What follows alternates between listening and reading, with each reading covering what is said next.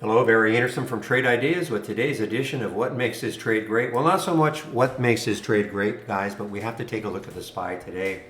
So Powell's started talking at noon. Now, normally, you see this sort of action when it's FOMC day, and that happens usually, I would say, the third Wednesday, I guess, of the month, and at 2 o'clock. But look what happened here at 12 o'clock. He started talking, and look what happened. This is a 5-minute chart with the SPY.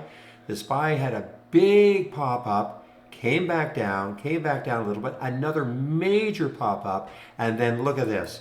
Total collapse for this is 15 minutes, and now we're back up again. So what's the point of all this? If you were in a stock, that kind of follows the market, I mean, obviously incredibly hard to trade. If you're following like a Meta or Amazon or one of the major stocks that usually kind of, or affect the market, you are going to be really, really hard pressed to keep in these trades. You're going to probably have to sit it out. But haven't seen action like this in a long time on the SPY when it's not FOMC day.